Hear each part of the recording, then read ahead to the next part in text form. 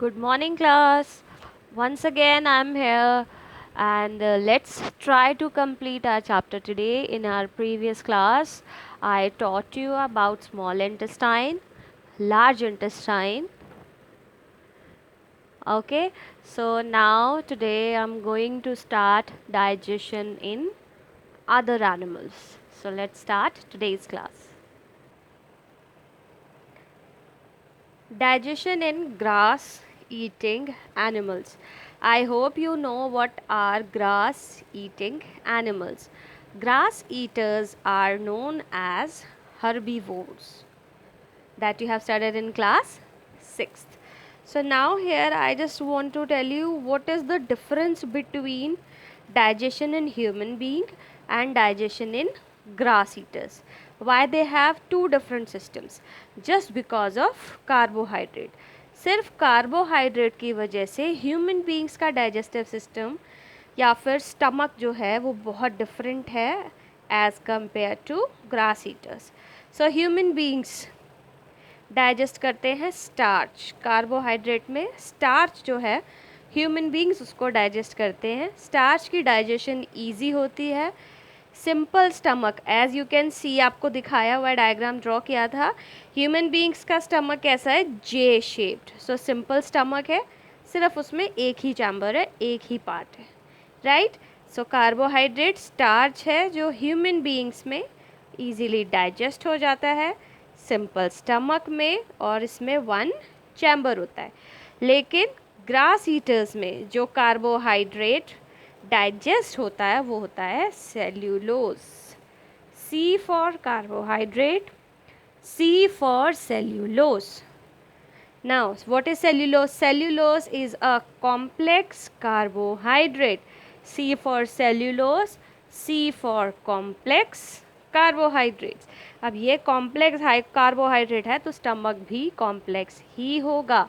और इसमें कितने चैम्बर्स हैं? 4 chambers.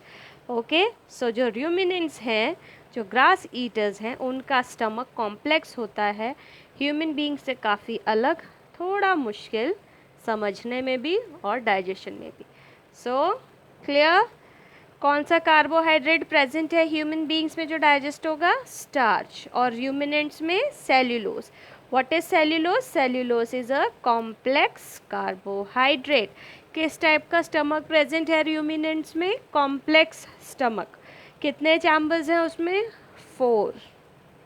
I hope you all are clear till here. Fine. So let's move the process of digestion in grass eating animals. Grass eaters, first I am talking about cow. Cow is a grass eater. All cattles like buffalo, goat, these are grass eaters. So first what they will do, they quickly swallow food. वो सिर्फ सटक लेते हैं. अगर आपने देखा हो, अगर ये एनिमल्स को खाते हुए कभी भी देखा हो, ग्रेजिंग करते हुए देखा हो, so they are not chewing anything. ये चबाते नहीं है, फटाफट फटाफट सटकते रहते हैं. क्यों?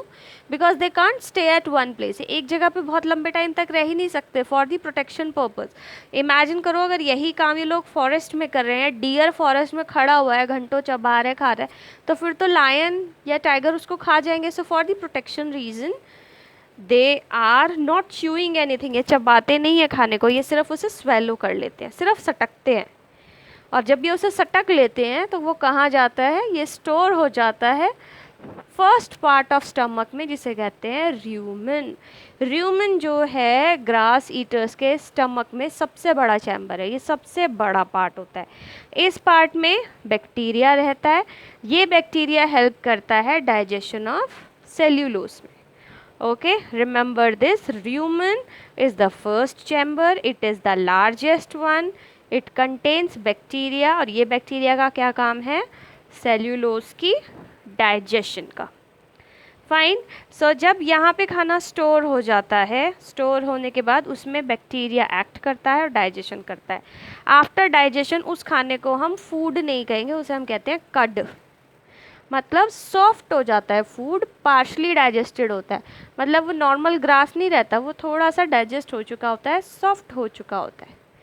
तो उसको कड कहा जाता है। फिर ये कड कहाँ जाता है, कड वापस र्यूमन में से माउथ में जाता है, जहाँ पर एनिमल्स जो है इसको च्यू करते हैं। आपने देखा होगा animals ruminants they are keep on chewing, वो हमेशा अपना मुंह चलाते रहते हैं, they are keep on chewing chewing and chewing and chewing, so what they are chewing, they are chewing cud, वो पार्शली डाइजेस्टेड फूड जो र्यूमन से उनके माउथ में वापस आ जाता है, जहाँ पे वो उसको चबाते रहते हैं। Fine, due to the presence of rumen, आपको लग रहा है कोरिलेट कर रहे हैं र्यूमन, र्यूमिनेशन, र्यूमिनेंट, सो र्यूमन की प्रेजेंस की वजह से ये प्रोसेस पॉसिबल है। तो rumination, as I told you, किसी भी नाम के पीछे TION लगा है, शन, it means that is a process, so this is a process, the process of rechewing the cud to further break down of plant matter. जो भी प्रोसेस है इसमें क्या करना है, जो कड है, जो पार्शियली डाइजेस्टेड फूड है, उसको रीच्यू करना है, दोबारा से उसको चबाना है, ताकि वो और ज़्यादा स्मॉल फॉर्म में ब्रेक डाउन हो सके। फाइन, सो रूमिनेंट्स क्या है, the animals which chew food again. Ruminants वो एनिमल्स हैं जो अपने खाने को दोबारा से च्यू कर सकते हैं, मीन्स एक बार उसे अपनी बॉडी में स्टोर कर लें, उसको वापस में जब कभी भी वो सिक्योर फील करते हैं, whenever they are feeling secure as well as calm, quiet, relaxed, so what they'll do, they'll take out food from rumen, rumen में से उनका फूड वापस उनके माउथ में आता है, कड माउथ में आता है, फिर वो उसको रीच्यू करते हैं। तो वो ऑर्गेनिजम्स जो अपने फूड को अगेन एंड अगेन च्यू कर सकते हैं, those are known as ruminants. Now from where this rumen term come, कहाँ से आया ये rumen, कैसे बना ruminant? So let's come to this story. The word ruminant comes from Latin word. अब साइंस में क्या होता है, we have a lot many definitions, a lot many words, so in science scientist they usually use Greek, German, Latin language.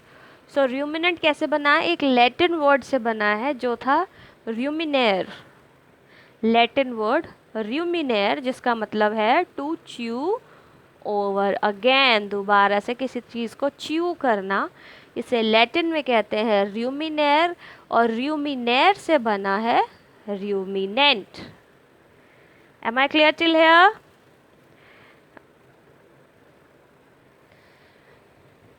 Now grass eaters like horse, so पहले हमने बात करी थी काउ, बफेलो, गोट के बारे में, अब हम बात कर रहे हैं हॉर्स एंड रैबिट के बारे में। So they have a special part, means ऐसा नहीं है कि इनमें वो 4 पार्ट्स नहीं हैं जो काव में होते हैं, या फिर काव में ये वाला पार्ट नहीं होता, होता है, but why I am telling you this, because काव में जो बैक्टीरिया प्रेजेंट होता है वो प्रेजेंट होता है र्यूमन में, लेकिन हॉर्स में बैक्टीरिया प्रेजेंट है सीकम में, this you can pronunciate as caecum. What is caecum? Large sac, sac means a pouch like structure, जो कि बिटवीन है, बिटवीन किसके, ऑसोफेगस एंड स्मॉल इंटेस्टाइन, मतलब फूड पाइप और स्मॉल इंटेस्टाइन के बीच में एक छोटा सा पाउच है, जहाँ पर बैक्टीरिया प्रेजेंट होता है। See, bacteria is present there which helps in the digestion of cellulose, जो सेल्यूलोस की डाइजेशन में हेल्प करता है। Fine, so what kind of question can we ask, name the organ where bacteria is present in horse, वो organ बताइए जहाँ bacteria present होते हैं हॉर्स में, वो है सीकम। और अगर यही क्वेश्चन मैंने हॉर्स की जगह काउ कर दिया होता तो आंसर आपका बिल्कुल चेंज हो जाता, that will be rumen. Fine, but why do we need this bacteria? ये बैक्टीरिया ह्यूमन बींग्स में नहीं है बट एनिमल्स में है, क्यों?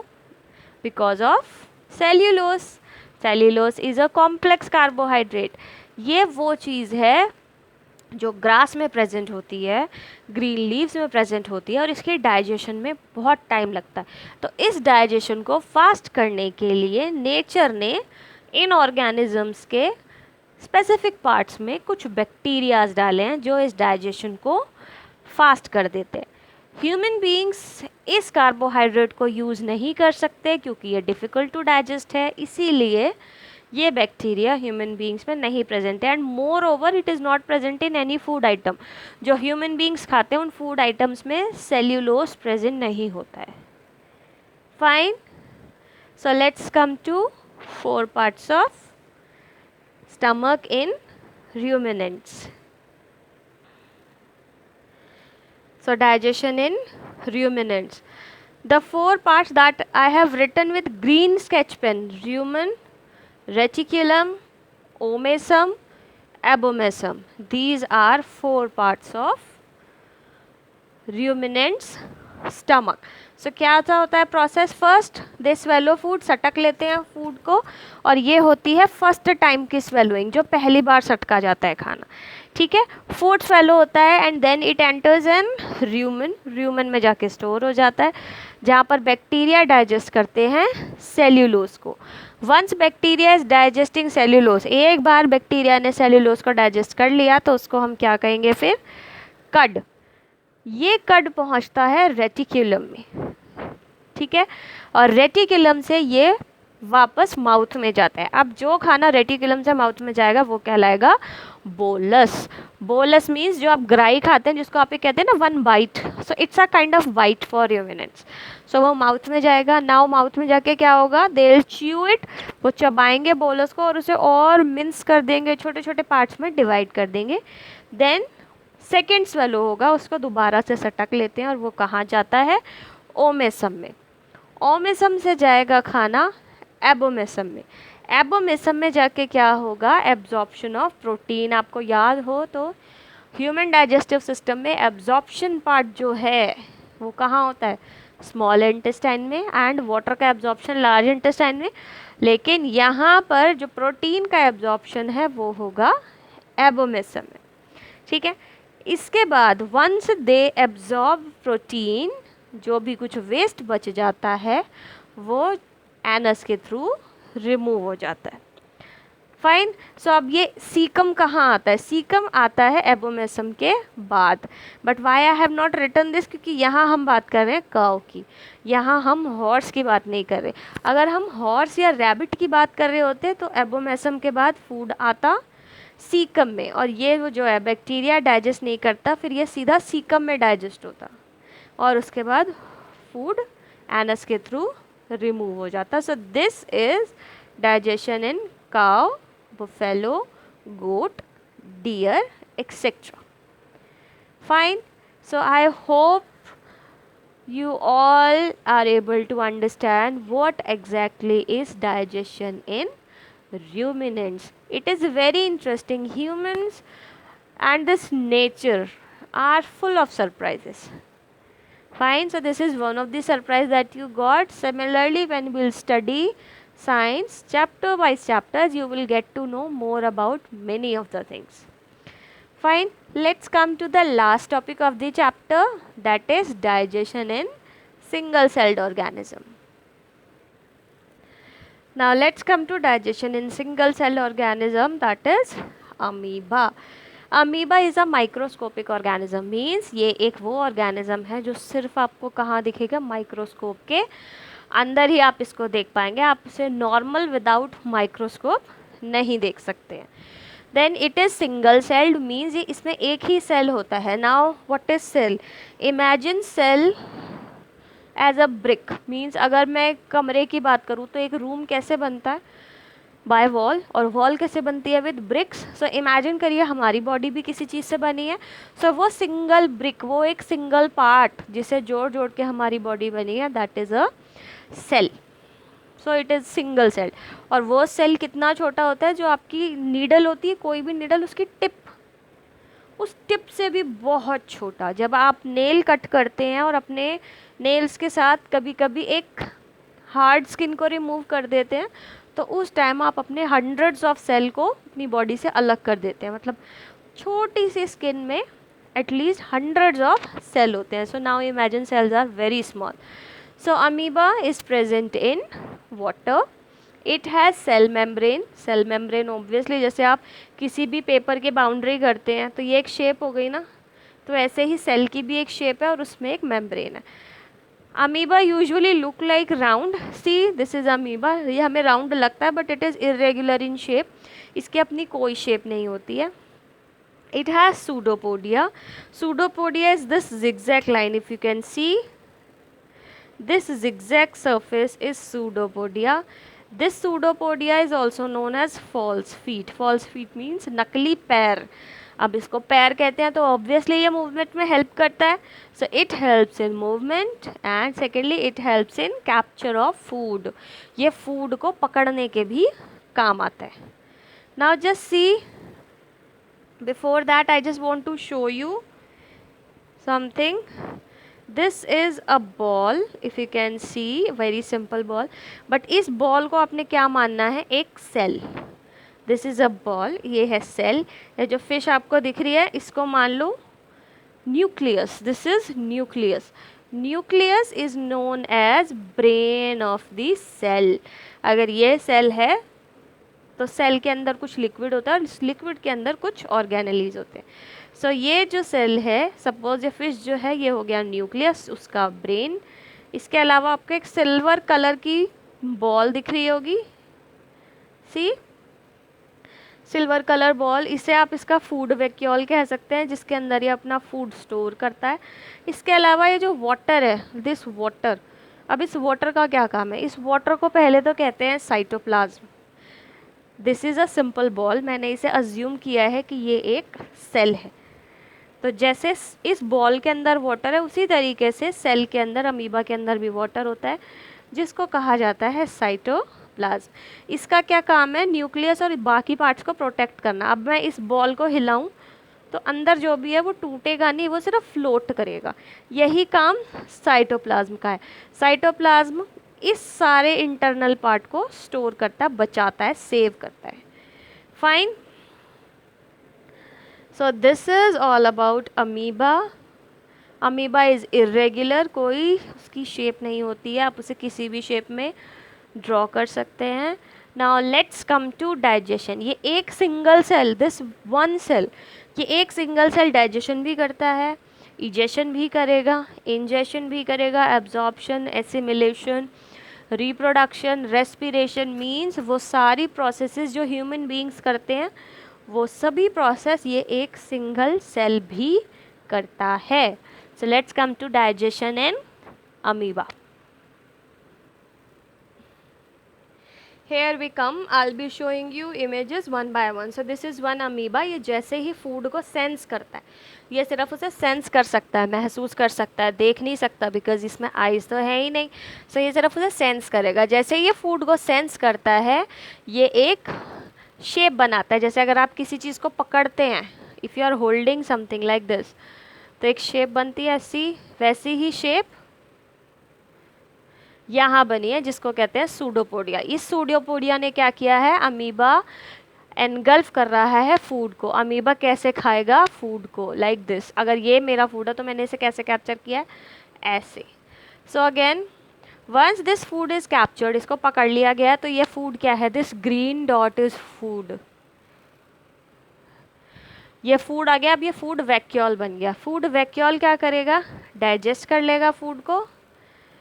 फूड डाइजेस्ट हुआ और वो देखो सिंगल सिंगल पार्टिकल्स में कन्वर्ट हो गया. अब ये फूड जो है एब्जॉर्ब होगा. फूड ये जो ग्रीन डॉट्स हैं ये एब्जॉर्ब हो गया, अमीबा के अंदर चला गया, और ये जो रेड डॉट्स हैं ये वेस्ट हैं. ऑब्वियसली मैंने आपको बताया था पिछली क्लास में, we have to remove waste. Body में से वेस्ट को रिमूव होना बहुत ज़रूरी है, अदरवाइज़ क्या होगा, टॉक्सिन्स बनेंगे, जहरीले हो जाएंगे. That is very very very bad for our body. So do for amoeba. So it has to remove it, इसको निकालना ही पड़ेगा. सो कैसे होगा, सेम सूडोपोडिया बनेगा और ये वैक्यूल बाहर जाके बर्स्ट हो जाएगा. सी इजेस्टेड waste. So waste is coming out of amoeba. This is complete process of digestion in amoeba. So with this our chapter number 2 is complete. I hope you all enjoyed this chapter as well as understand. Try to make notes of it and start learning the things. Fine. If you have any problem, please WhatsApp me, text me. I'll definitely reply to you. So take care, be healthy, be safe at home, complete your work, and submit assignments on time. Goodbye.